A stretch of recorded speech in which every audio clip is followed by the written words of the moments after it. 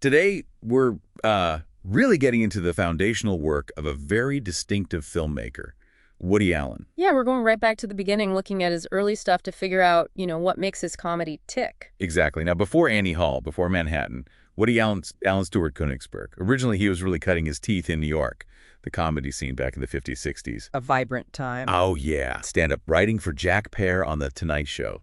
Even plays. And his humor, then, you can already see it. It's got that irony, plenty of neurosis, and this sharp eye for social commentary. It's fascinating, isn't it, how those early bits, those anxieties, the wit, that New York feel, it all starts weaving together. Totally. And then his first time directing a film was, well, it was different. What's Up, Tiger Lily? 1966. Ah, yes, the redubbed spy movie. Definitely unique. Unique is one word for it. But we're focusing today on what feels like his first real film as the whole package. Yeah. Director, writer, star. 1969's Take the Money and Run. Right. This is where he really finds his voice as a filmmaker, you could say. Absolutely. Yeah. And the concept for Take the Money and Run, it's actually pretty simple, but just works so well.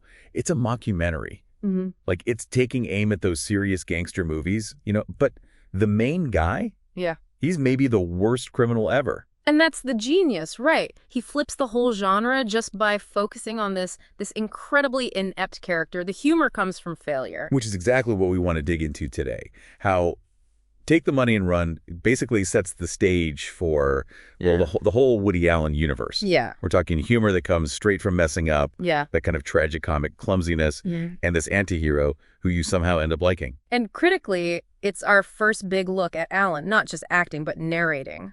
That voice, that specific style, visually and verbally. Yes. That ironic, slightly detached voiceover becomes such a signature. Mm-hmm. So we'll break down how he builds that style. Think visual gags, almost slapstick, a narrative rhythm that keeps you guessing, and that amazing dry voiceover commentary. And smack in the middle, Virgil Starkwell. Virgil. Who, yeah, he's a disaster, but he kind of reflects our own little failures, maybe. Yeah. And that fantasy of the big score.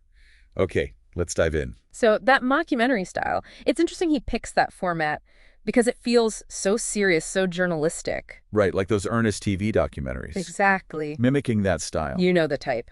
That serious voice promising the real story. And here, the real story is about, quote, one of the worst thieves of all time. Huh.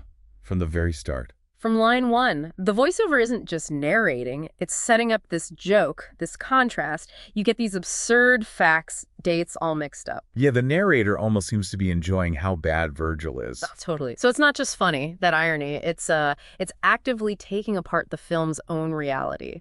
Makes you question what you're watching. And then the techniques he uses, like the obviously fake archival footage. Well, yeah, clearly staged. The doctored photos, those really basic reenactments, it all feels like this documentary that's just gone entertainingly wrong. And this is where it gets really interesting for me.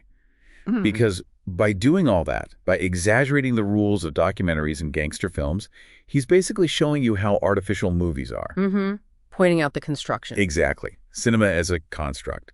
It makes you think about media today, too, how things are framed. It's Allen playing with form, playing with what we expect. Even back then, it's not just story, it's how stories get told.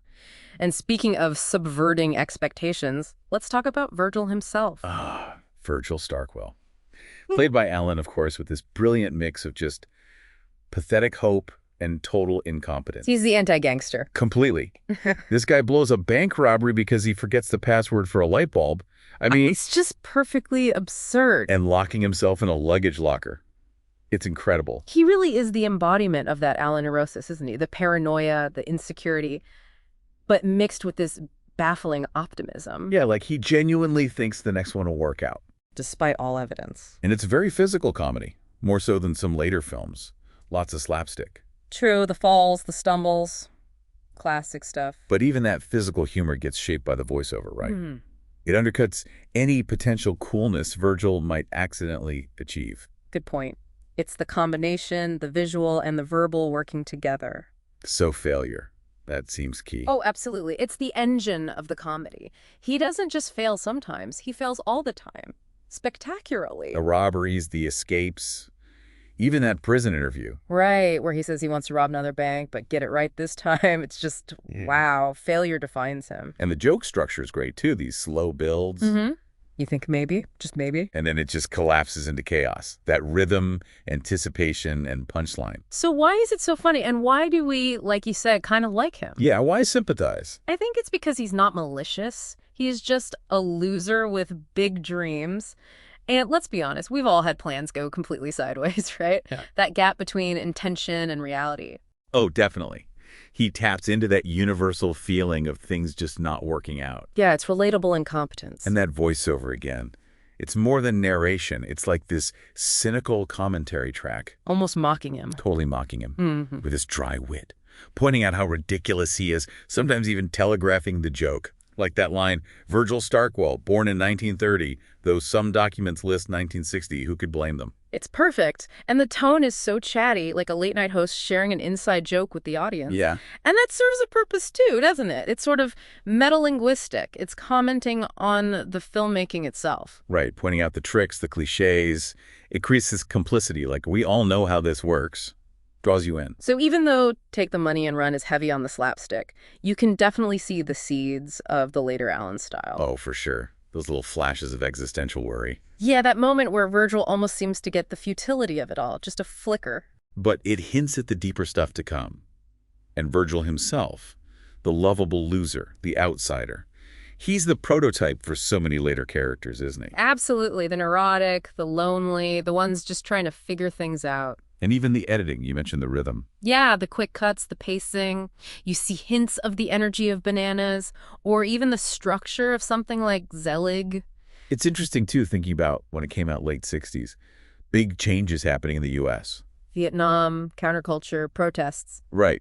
And the film doesn't tackle that stuff head on, obviously. No, but there's maybe a connection in its spirit, that sort of anarchic humor. Yeah. Poking fun at authority, the police, the justice system.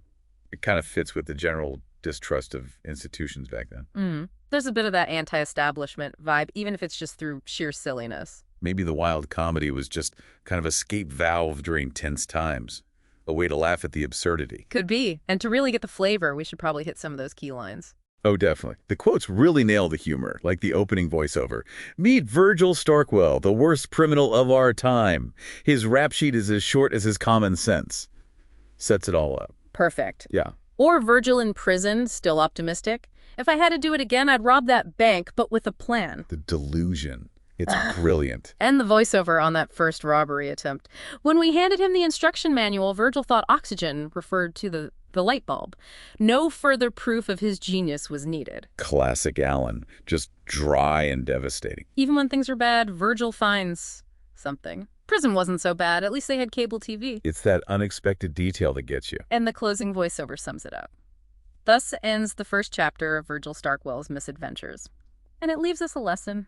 Crime doesn't pay. Yeah. Especially if you're this clumsy. That final punchline. You can see how those lines mix the physical comedy, the wordplay, and that self-aware thing we talked about. So wrapping up Take the Money and Run really feels like ground zero for the Woody Allen style, doesn't it? Yeah, absolutely. The mockumentary approach, the failed anti-hero you can't help but like. Humor driven purely by incompetence. And that crucial, ironic voiceover tying it all together. And like we said, even with all the silliness, you get hints of deeper things, the existential stuff, the focus on outsiders. Characters who would become his bread and butter later on. Which brings us to a final thought, maybe for you listening. In a culture that's so focused on winning, what do we get from laughing at someone who fails so completely? That's interesting. Does embracing failure, finding the humor in our own screw-ups, does that give us a different way to look at our own ambitions, our own stumbles? What can we actually learn from the worst criminal of our time? Something to think about.